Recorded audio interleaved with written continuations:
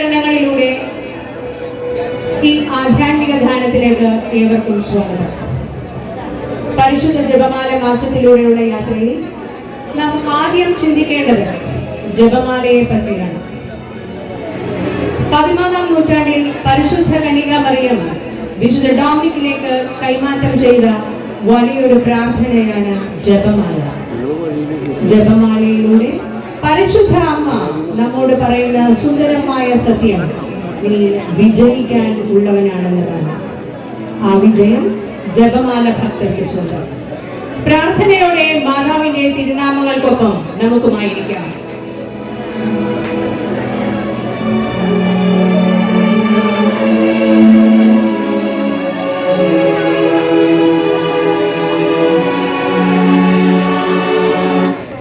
കുരുക്കഴിക്കുന്ന മാതാവിനെ ധ്യാനിക്കുമ്പോൾ അഴിഞ്ഞു പോവാത്ത കുരുക്കുകൾ, അസ്വസ്ഥതകൾ എന്തെങ്കിലും ഉണ്ടെങ്കിൽ അത് പരിശുദ്ധ അമ്മയുടെ കാൽക്കലേക്ക് സമർപ്പിച്ച് പ്രാർത്ഥിച്ചാൽ അത് പൂർണ്ണമായും അഴിഞ്ഞ് ഇല്ലാതാകുമെന്ന വലിയ വിശ്വാസം ജർമ്മനിയിൽ പ്രചരിച്ചു. സർപ്പത്തെ ചവിട്ടി നിൽക്കുന്ന പരിശുദ്ധ അമ്മയുടെ ഇടതുഭാഗത്ത് ഒരു മാലാഖയുണ്ട്. ആ മാലാഖയുടെ കയ്യിൽ നിന്ന് ഒരു ചരട്, നമ്മുടെ ജീവിതത്തിലെ കുരുക്കുകളാവുന്ന ചരട് പരിശുദ്ധ അമ്മയിലൂടെ വലതുഭാഗത്തുള്ള മറ്റൊരു മാലാഖയുടെ കയ്യിലേക്ക് വീഴുകയാണ്. കുരുക്കഴിക്കുന്ന അമ്മയോടുള്ള ഭക്തിയുടെ അടിസ്ഥാന ശില എന്ന് പറയുന്നത് ഇറണോസിന്റെ ഈ വാക്കുകളാണ്. ഹവ്വായുടെ അനുസരണക്കേട് സൃഷ്ടിച്ച പാപത്തിന്റെ കുരുക്ക് മറിയത്തിന്റെ അനുസരണയിലൂടെ അഴിഞ്ഞ് ഇല്ലാതെയായി. പ്രത്യേകിച്ച് വിവാഹ ജീവിതത്തിലെ അസ്വസ്ഥതകൾ, സഹനങ്ങൾ അമ്മയുടെ പാതാരവിന്ദങ്ങളിൽ സമർപ്പിച്ച് നമുക്കും പ്രാർത്ഥിക്കാം.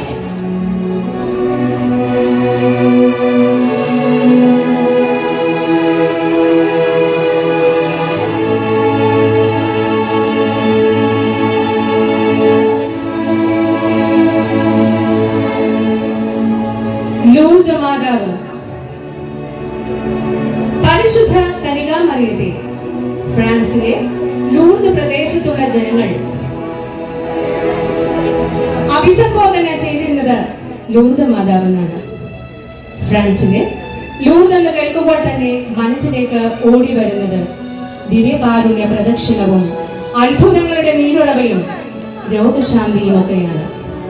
ഈ 3 കാര്യങ്ങൾ നമ്മുടെ മനസ്സിലേക്ക് വരുന്നുണ്ടെങ്കിലും 14 വയസ്സുള്ള ബെർണിഡിത്ത എന്ന പെൺകുട്ടിക്ക് 1758 ഫെബ്രുവരി മാസം 11-ാം തീയതി മുതൽ ജൂലൈ മാസം 16-ാം തീയതി വരെ 18 പ്രാവശ്യമാണ് അമ്മ ദർശനം നൽകിയത്.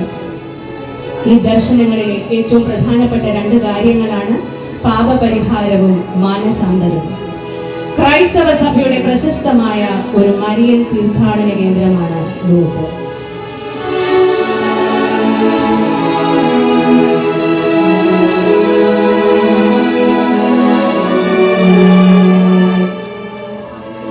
മുടിചൂടിയ മാതാവിനെ ഓർക്കുമ്പോൾ വെളിപാടിന്റെ പുസ്തകം 12:1 നാം മുടിചൂടിയ മാതാവിനെ കാണുന്നു. അതിങ്ങനെയാണ്: സ്വർഗത്തിൽ വലിയൊരു അടയാളം കാണപ്പെട്ടു. സൂര്യനെ ഉടയാടയാക്കിയ ഒരു സ്ത്രീ, അവരുടെ പാദങ്ങൾക്കിടയിൽ ചന്ദ്രൻ, ശിരസിൽ 12 നക്ഷത്രങ്ങൾ കൊണ്ടുള്ള കിരീടം. സൂര്യ തേജസ്വിയായ അമ്മ മേരിയെ സ്വർഗത്തിന്റെയും ഭൂമിയുടെയും രാജ്ഞിയായി മുടി ധരിപ്പിക്കപ്പെട്ടു എന്നതാണ് വിശ്വാസം. ആ വിശ്വാസക്കടലിൽ നമുക്ക് അഭയം തേടാം.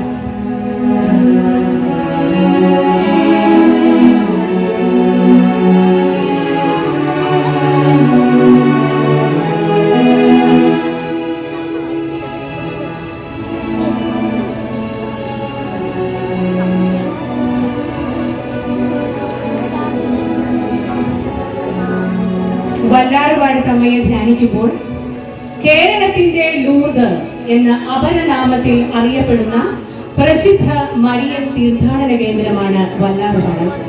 കൊച്ചിയിലെ വല്ലാർപാടം എന്ന ദ്വീപിൽ 1228 പണി കഴിപ്പിച്ചിരുന്ന പഴയ പള്ളിയുടെ സ്ഥാനത്ത് 1524 പോർച്ചുഗീസ് മിഷണറിമാർ പരിശുദ്ധാത്മാവിന്റെ നാമധേയത്തിൽ ഒരു ദേവാലയം പണിത് വിമോചനനാഥയുടെ മനോഹരമായ ഒരു ചിത്രം പ്രതിഷ്ഠിച്ചു. 1676 വെള്ളപ്പൊക്കത്തിൽ പള്ളി നശിക്കുകയും ഒഴുകിപ്പോയ പരിശുദ്ധ കന്യകാമറിയത്തിന്റെ ചിത്രം നനവ് പറ്റാതെ അന്നത്തെ കൊച്ചി ദിവാൻ പാലിയത്ത് രാമൻ വല്യച്ചൻ കാണുകയും അതെടുത്ത് പള്ളിക്ക് നൽകുകയും പുതിയ പള്ളി പണിയുന്നതിനുള്ള ഭൂമി ദാനമായി നൽകുകയും ചെയ്തു. 1752 മെയ് മാസത്തിൽ വഞ്ചി അപകടത്തിൽപ്പെട്ട ഹിന്ദു യുവതി മീനാക്ഷിയമ്മയും 3 മാസം പ്രായമുള്ള കുഞ്ഞും വല്ലാറ് വടത്തമ്മയുടെ സഹായത്താൽ 3-ാം ദിവസം ആഴിയുടെ ആഴങ്ങളിൽ നിന്നും അമ്മയെയും കുഞ്ഞിനെയും തിരികെ കിട്ടുന്നു. തിരികെ കരയിൽ വന്ന അമ്മ കുഞ്ഞിനെയും കൊണ്ട് വല്ലാറ് വടത്തമ്മയുടെ അടുത്തേക്ക് ഓടിക്കൊണ്ട് പറഞ്ഞു, വല്ലാറ് വടത്തമ്മയുടെ ഇടപെടൽ കൊണ്ട് രക്ഷപ്പെട്ടതാണ് ഞാനും എൻ്റെ കുഞ്ഞും. അമ്മയ്ക്ക് പാദസേവ ചെയ്തുകൊണ്ട് ഞങ്ങൾ ഇന്നും ജീവിക്കും. ഇന്നും വിമോചനനാഥയായ അമ്മ വഴി ധാരാളം അത്ഭുതങ്ങൾ നടന്നുകൊണ്ടിരിക്കുന്നു.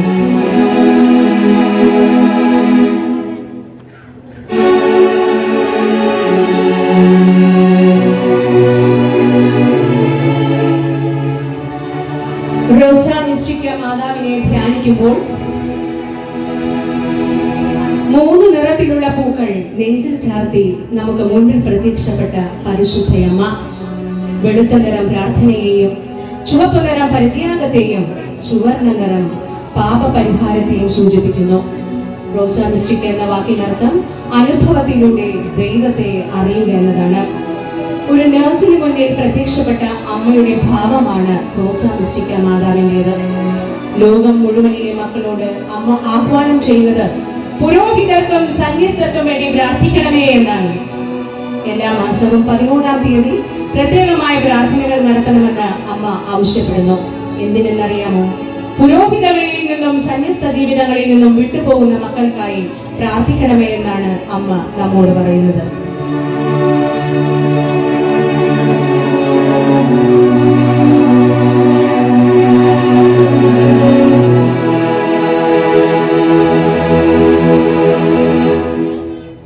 സ്വർഗാരോഹണ നാഥയെ ധ്യാനിക്കുമ്പോൾ പരിശുദ്ധ കന്യകാമറിയം മരണമില്ലാതെ ശരീരത്തോടും ആത്മാവോടും കൂടി സ്വർഗത്തിലേക്ക് എടുക്കപ്പെട്ടു എന്ന വിശ്വാസത്തെ കുറിച്ചാണ് അസംഷൻ ഓഫ് മേരി എന്ന് പറയുന്നത്. ഈ വിശ്വാസം AD 7-ാം നൂറ്റാണ്ട് മുതൽ റോമിൽ മേരീസ് ഫാളിംഗ് അസ്ലീപ് എന്ന പേരിൽ ആഘോഷിക്കപ്പെടുന്നു.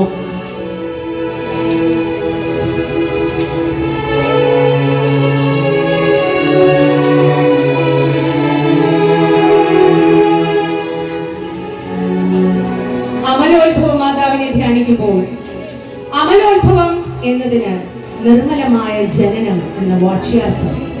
മറിയം ഉത്ഭവത്തിന്റെ ആദ്യ നിമിഷത്തിൽ തന്നെ ജന്മപാപത്തിന്റെ എല്ലാ മാലിന്യങ്ങളിൽ നിന്നും സംരക്ഷിക്കപ്പെട്ടു എന്ന വിശ്വാസമാണ് ഈ പ്രയോഗം ഉൾക്കൊള്ളുന്നത്.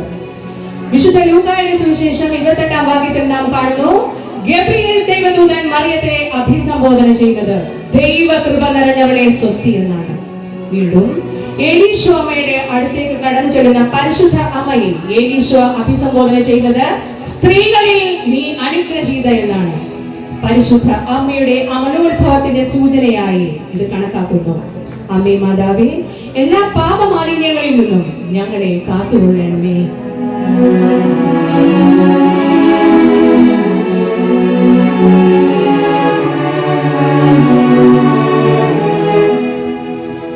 നിത്യസഹായ മാതാവിനെ ധ്യാനിക്കുമ്പോൾ യേശുവിന്റെ അമ്മ മറിയത്തിന് അതേ പേരുള്ള 15-ാം നൂറ്റാണ്ടിലെ ഒരു വൈവാഹിക ചിത്രവുമായി ബന്ധപ്പെടുത്തി 9-ാം പിയൂസ് മാർപ്പാപ്പ നൽകിയ പേരാണ് നിത്യസഹായ മാതാവ്.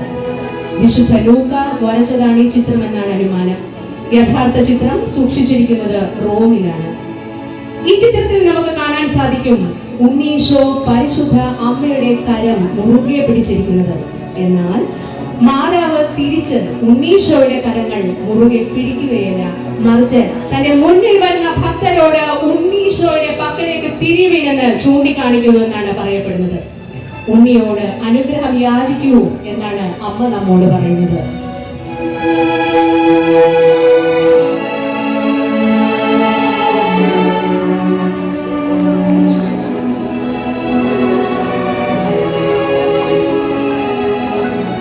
വേളാങ്കണ്ണി മാതാവിനെ നമ്മൾ അഥവാ ആരോഗ്യനാഥ എന്ന് വിളിക്കുന്നു. 17-ാം നൂറ്റാണ്ടിൽ ഇന്ത്യയിലെ വേളാങ്കണ്ണി പട്ടണത്തിൽ 2 തവണ പ്രത്യക്ഷപ്പെട്ടതായി കേൾവി കേട്ടതിനെ തുടർന്ന് കനികാമറിയത്തിന് ആളുകൾ നൽകിയ ശീർഷകമാണ് വേളാങ്കണ്ണി മാതാവ്. 17-ാം നൂറ്റാണ്ടിൽ അപകടത്തിൽപ്പെട്ട ഒരു പോർച്ചുഗീസ് കപ്പൽ പരിശുദ്ധ അമ്മയുടെ മധ്യസ്ഥതയാൽ ഇന്നത്തെ വേളാങ്കണ്ണിക്ക് സമീപം നങ്കൂരമടിക്കുകയും നേർച്ച പ്രകാരം ഒരു നല്ല പള്ളി പണിയാൻ തുടങ്ങിയപ്പോൾ മാതാവ് പ്രത്യക്ഷപ്പെട്ട് കൃത്യം സ്ഥലം കാണിച്ചു കൊടുക്കുകയും ചെയ്തു. ശാരീരിക ആരോഗ്യ പ്രതിസന്ധിയിൽ നാം തളരുമ്പോൾ ആരോഗ്യനാഥയുടെ മധ്യസ്ഥതയിൽ പ്രാർത്ഥിച്ച് നമുക്ക് ശക്തരാകാം.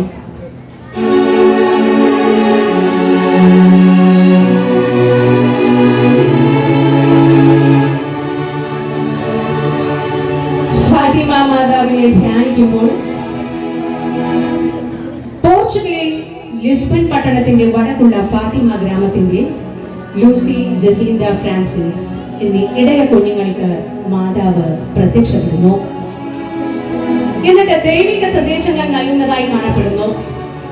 ഒന്നാമതായി നരകത്തെ പറ്റിയുള്ളതായിരുന്നു. രണ്ടാമതായി വിമല ഹൃദയ പ്രതിഷ്ഠയെ പറ്റിയുള്ളതായിരുന്നു. മൂന്നാമതായി രക്തസാക്ഷിത്വത്തെ പറ്റിയായിരുന്നു. ഇവിടെ ഒരു കാര്യം വ്യക്തമാവുകയാണ്. വെളുത്ത നിറത്തിലെ മെത്രാനെ മൂന്നാമത്തെ രഹസ്യം പൂർത്തീകരിക്കപ്പെട്ടതുപോലെയായിരുന്നു 1981 പരിശുദ്ധ പിതാവ് ജോൺ പോൾ രണ്ടാമൻ മാർപ്പാപ്പ ഫാത്തിമ മാതാവിന്റെ പിറന്നാൾ ദിവസം വെടിയേറ്റ് പിടഞ്ഞു വീഴുന്നത്. അത്ഭുതകരമായ മറ്റൊരു കാര്യം, പിറ്റേ വർഷം ഫാത്തിമ മാതാവിന്റെ തിരുനാൾ ദിവസം 1982 മെയ് 13 ഫാത്തിമ മാതാവിന്റെ അടുക്കൽ ചെന്ന് തന്റെ ശരീരത്തിൽ തുളഞ്ഞു കയറിയ ഈ വെടി പങ്കുവച്ച അദ്ദേഹത്തിന്റെ വാക്കുകൾ ഇങ്ങനെയാണ്: ഒരു കരം എന്നിലേക്ക് വെടിയുണ്ട പായിച്ചപ്പോൾ മറ്റൊരു കരം അതിനെ സുന്ദരമായ രീതിയിൽ സംരക്ഷിച്ച് എന്റെ ജീവിതത്തെ പൊതിഞ്ഞു പിടിച്ചു. അമ്മേ മാതാവേ, ജീവന ഭീഷണിയാവുന്ന എല്ലാ അപകടങ്ങളിൽ നിന്നും ഞങ്ങളെ പൊതിഞ്ഞ് സംരക്ഷിക്കണമേ.